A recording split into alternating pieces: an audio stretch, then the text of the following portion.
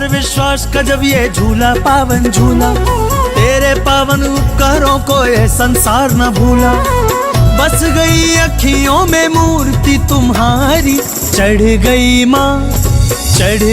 माँ तेरे नाम की कुमारी। कहते हैं जब माँ वैष्णो का बुलावा हो तो रास्ते अपने आप बन जाते हैं। जय माता दी प्यारे भक्तों, स्वागत है आप सभी का माता रानी जी की यात्रा से संबंधित एक और नई रिलेवेंट इन्फॉर्मेटिव नॉलेजेबल वीडियो में। देखिए, माँ भगवती जी की कृपा से मुझे पूरा उम्मीद है कि आप सब बहुत अच्छे होंगे, अपने घर पर अपने परिवार के साथ सुरक्षित होंगे।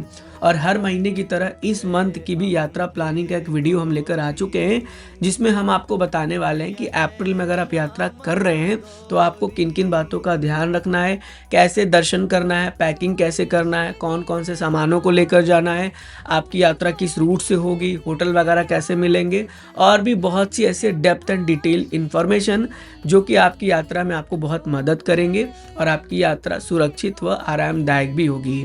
तो चलिए इस प्यारी सी वीडियो की शुरुआत करते हैं, लेकिन आप लोग प्रॉमिस करिएगा कि आप इसे पूरा देखेंगे और इस महत्वपूर्ण वीडियो को ज़्यादा से ज़्यादा भक्तों तक शेयर अवश्य करेंगे, जिससे कि आपके माध्यम से उन्हें काफ़ी मदद मिले। अब देखिए, यात्रा शुरू करने से पहले आपको पता है कि आप अपने घर पर पैकिंग करते हैं और आपके पैकिंग का मैनेजमेंट जो है होना बहुत ज़रूरी है। तो आपको क्या करना, आपको 2 बैग कैरी करना। अगर आपका जिस हिसाब से लगेज है उसको देखते हुए, पहला आपका ट्रॉली बैग होगा जिसमें आपके क्लॉथ्स होंगे और भी जो एक्स्ट्रा सामान होंगे वो सब रख लीजिएगा।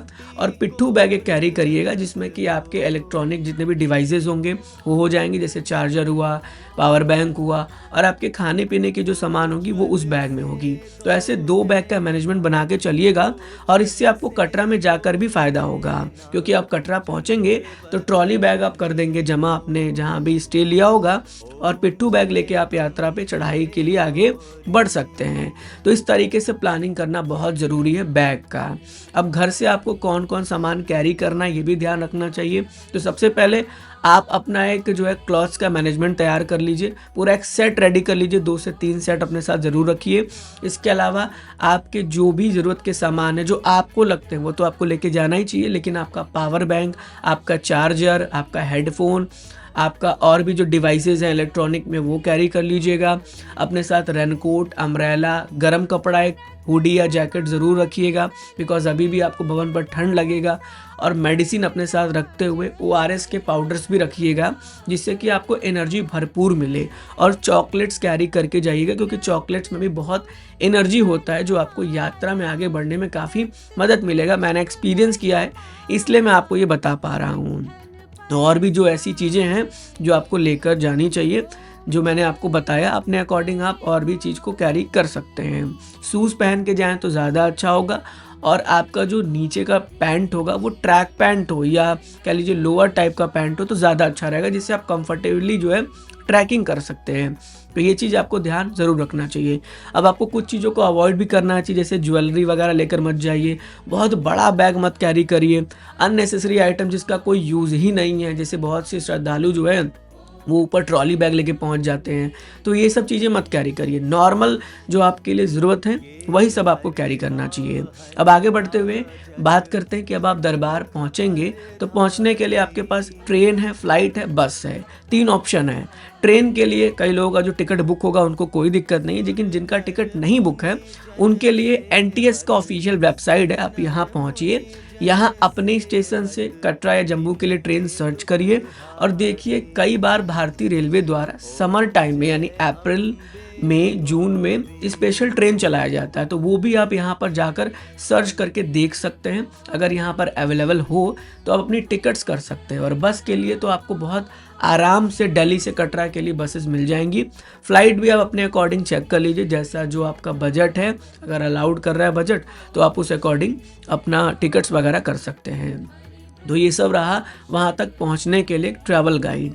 अब अगर पहुँचते हैं हम कटरा तो वहाँ हमें सबसे पहले जो है वो एक सिम लेना पड़ता है, बिकॉज हमारे एरिया का सिम वहाँ वर्क नहीं करता अगर वो प्रीपेड हो। पोस्टपेड हो तो वर्क करता है, लेकिन प्रीपेड नहीं करता, तो इसके लिए हमें जम्मू कश्मीर का एक प्रीपेड सिम लेना पड़ता है, जो कि लगभग 350 से 450, 500, आप जिस ऑपरेटर का सिम ले रहे हैं और कौन सा डेटा पैक ले रहे हैं वो डिपेंड करता है प्राइस पर। इसलिए अलग अलग प्राइजेस जो है वो वहाँ पर देखने को मिलते हैं। अब मेरे अकॉर्डिंग जियो सबसे बेस्ट है, तो आप जियो का ज़रूर सिम लें, उसके नेटवर्क्स बहुत अच्छे हैं मेरे अकॉर्डिंग। देखिए, अब वहाँ पहुँचने के बाद एक और ऑप्शन आपके पास आता है और वो है स्टे का, रुकने का। देखिए, ऐसे तो होटल तमाम प्रकार के हैं वहाँ पर, 500 से लेके 5000, 10,000 तक होटल है। लेकिन अगर आपको बहुत कम पैसे में रुकना है और सिर्फ नहाना धोना है और यात्रा स्टार्ट कर देना है, तो सबसे अच्छा ऑप्शन है श्राइन बोर्ड के डॉर्मेट्रीज, जिनका बुकिंग आप माता वैष्णो देवी जी के आधिकारिक वेबसाइट www.maavaishnodevi.org पर जाकर त्रिकुटा भवन, शक्ति भवन, आशीर्वाद भवन जो कटरा में, उनकी बुकिंग कर सकते हैं, जो बिल्कुल क्लीन रहता है और कम पैसे में भी आपको मिल जाता है। मात्र 150 रुपये उसका पर डॉर्मेट्री का कॉस्ट पड़ जाता है। कटरा पहुंचने के बाद आपको यात्रा करने से पहले RFID कार्ड लेना ज़रूरी होता है, जो कि आपको कटरा के बस स्टैंड के पास से मिल जाएगा। कटरा में ही आपका काउंटर नंबर 2 है, वहाँ से ले सकते हैं। आप कटरा में ही जो है निहारिका में जाके ले सकते हैं, हेलीपैड से ले सकते हैं। कटरा में ही ताराकोट मार्ग का स्टार्टिंग पॉइंट है, वहाँ भी मिल जाता है। और आप जम्मू के एयरपोर्ट से भी ले सकते हैं और कटरा में रेलवे स्टेशन से भी RFID कार्ड आपको मिल जाएगा। जम्मू में वैष्णवी धाम से भी RFID कार्ड मिलेगा। अब RFID कार्ड लेने के लिए आपके पास एक आधार कार्ड होना चाहिए और आपका फ़ोटो क्लिक होगा और फिर आपको ईजिली RFID कार्ड मिल जाएगा। उस कार्ड से आप अपनी यात्रा प्रारंभ कर सकते हैं। तो आप चाहें तो ऑनलाइन रजिस्ट्रेशन करा के भी जा सकते हैं और वो स्लिप दिखा के भी आप RFID कार्ड प्राप्त कर सकते हैं। और यहाँ आपको मैं प्रो टिप देना चाहूँगा कि अगर आपका ऑनलाइन रजिस्ट्रेशन है और 1% RFID कार्ड काउंटर बंद हो जा रहा है, तो भी आप RFID कार्ड ताराकोट मार्ग के स्टार्टिंग पॉइंट पर जाकर ले सकते हैं और वेंडिंग मशीन से भी आपको RFID कार्ड मिल जाएगा, जो त्रिकुटा भवन, निहारिका में और रेलवे स्टेशन पर स्थित है, जो कि ऑटोमेटिक मशीन है। अब ये सब तो हो गया, यात्रा में आपको बढ़ना है और आपको रूट डिसाइड करना है कि हम किस रूट से जाएं। बहुत से श्रद्धालु सोचते हैं कि हम पुराने मार्ग से जाएंगे, बहुत से श्रद्धालु सोचते हैं हम नए मार्ग से जाएंगे। देखिए, आप मेरे अकॉर्डिंग जाइए पुराने मार्ग से और आइए नए मार्ग से, क्योंकि पुराने मार्ग की परंपरा बहुत जो है पुरानी से चली आ रही है, जिसमें आपको बाणगंगा, अर्धकुंवारी, चरण पादुका ये सब पड़ाव आएंगे। लेकिन जो आपका नया ताराकोट मार्ग है उसमें आपको बाणगंगा, चरण पादुका, अर्धकुंवारी नहीं देखने को मिलेगा। और नए मार्ग पर आपको कह लीजिए घोड़ा, पालकी बहुत कम मिलेगा, मतलब नहीं ही मिलेगा समझ लीजिए। पुराने मार्ग पर आपको घोड़ा, पालकी, पिट्ठू सब मिलेगा, तो ये आपको ध्यान रखना है। नया मार्ग पर भीड़ थोड़ा कम होगी, पुराने मार्ग पर भीड़ थोड़ा ज़्यादा होगी। पुराना मार्ग जो है काफ़ी ज़्यादा क्लीन रहता है, नया मार्ग भी क्लीन रहता है, तो ये सब डिफरेंसेस हैं। अब अर्धकुंवारी पहुंचने के बाद आपको दर्शन अगर वहां करना है तो अप्रैल मंथ में पिछले साल के एक्सपीरियंस की बात करें तो लगभग कह लीजिए 24 से 48 घंटे का वेटिंग समय तो चलता ही चलता है।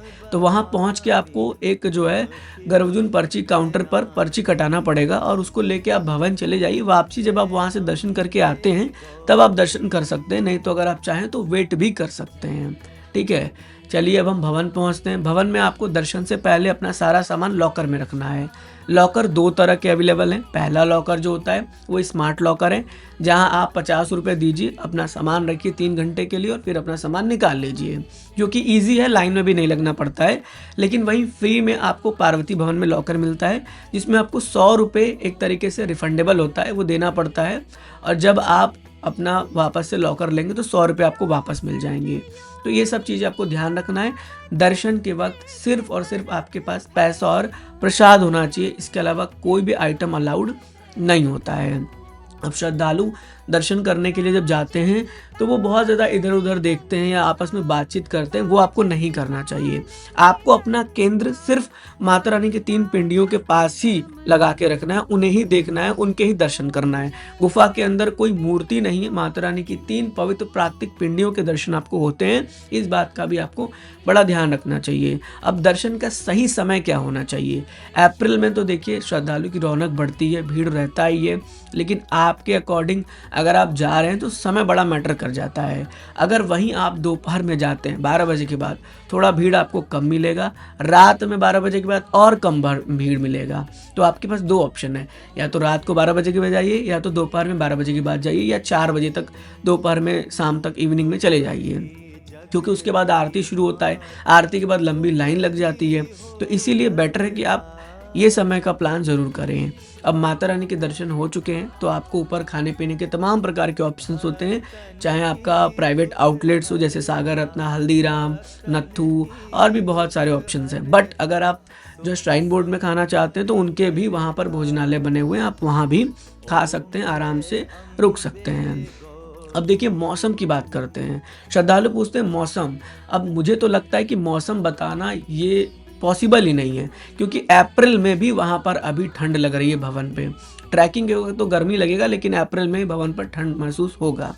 तो इसी अकॉर्डिंग देखिए मैं तो यही कहूँगा कि आप सेफ्टी मेजर लेके जाइए। मौसम का कोई एकदम एग्जैक्ट तो नहीं पता, लेकिन ऐसा उम्मीद तो है नहीं कि बारिश होगा, बट कुछ भी हो सकता है, आपको ये भी पता है। तो अगर आप सेफ्टी के साथ जाएंगे, जैसे गर्म कपड़ा, रेनकोट, अम्ब्रेला वगैरह रख के जाएंगे तो बहुत बढ़िया रहेगा। तो उससे क्या होगा कि मौसम में अगर परिवर्तन होगा भी तो आप उस अकॉर्डिंग अपने आप को वहाँ एडजस्ट कर लेंगे। तो ये सब चीज़ें आपको ध्यान रखनी पड़ेगी। अब माता रानी के दर्शन करने के बाद आप भैरव बाजी के दर्शन करने जा सकते हैं, जिसका आप 100 रुपये का कॉस्ट पे कर लीजिए। बुकिंग्स आपको सब ऑनलाइन करके जानी है, जिससे आपको वहाँ पर दिक्कत ना हो, लाइन में ना लगना पड़े, और फिर भैरव बाजी के दर्शन करके वापस कटरा आ जाइए। अगर आपकी बुकिंग है भवन पर तब रुकना उचित है, नहीं तो कटरा आ जाना ही बेस्ट है। बहुत से श्रद्धालु पूछते हैं बुकिंग हमें मिलेगी कैसे? तो आपको समय समय पर माता वैष्णो देवी जी के आधिकारिक वेबसाइट www.maavaishnodevi.org पर चेक करना है। वहाँ होता है कि वहाँ पर ना समय समय पर एबिलिटी आ जाती है, जैसे कोई बुकिंग किया और उन्होंने कैंसिल कर दिया तो वहाँ पर अवेलेबल शो होने लगता है। तो उसका फ़ायदा आपको हो जाता है कि आप वहाँ पर बुकिंग बहुत ईजिली कर पाते हैं, जैसे कोई कैंसिल कर रहा होता है। तो ये चीज़ आपको वहाँ चेक करना चाहिए और उस अकॉर्डिंग अपनी यात्रा का प्लान करना चाहिए। ऑफलाइन के लिए आप कटरा के निहारिका में चले जाइए, वहाँ से पता कर लीजिए सेम डे में, और बैटरी कार काउंटर अर्धकुंवारी पर पता करिए। नहीं तो फिर आप भवन पहुँच के भी एक बार इंक्वायरी कर सकते हैं, अगर उनके पास अवेलेबल होता है या कोई ऐसा व्यक्ति जिनकी बुकिंग होती है वो नहीं आते हैं तो फिर वो आपको मिल सकता है। तो इस तरीके से आप बहुत ध्यान से अपना जो भी मैनेजमेंट है यात्रा का वो ज़रूर कर लें। अब आते हैं और बात करते हैं कि यात्रा में आपको कौन कौन से वो बड़े मिस्टेक नहीं करने हैं। पहला, आपको हैवी लगेज लेके नहीं जाना है।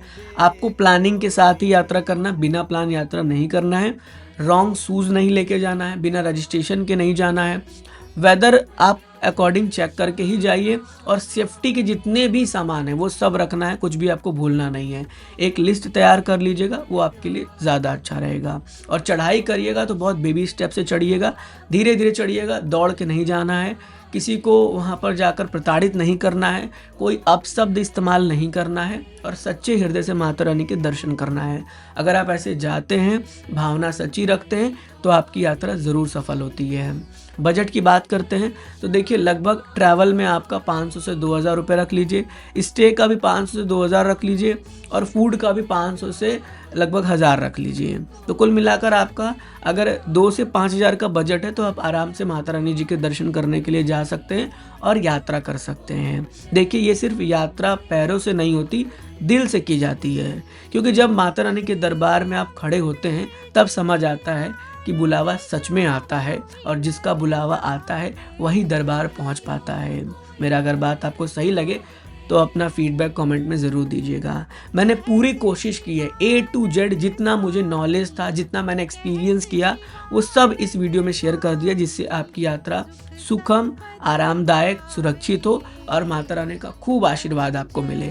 बहुत जल्दी ऐसे ही most relevant, informative, knowledgeable video में एक बार फिर से मिलेंगे। और अगर आप यहाँ तक देख रहे हैं तो ही आप माता रानी के सच्चे भक्त हैं और ट्रेन राइडर के सच्चे सब्सक्राइबर हैं, क्योंकि जो लोग पूरी वीडियो देखते हैं वही सच में जुड़े होते हैं। मिलते हैं बहुत जल्दी एक और नई रिलेवेंट, इन्फॉर्मेटिव, नॉलेजेबल वीडियो में। मेरा नाम था आयुष, आप देख रहे थे आपका प्यारा YouTube channel as well as Facebook page train rider. माँ Bhagwati ji always bless you. जय हिंद, जय माता दी।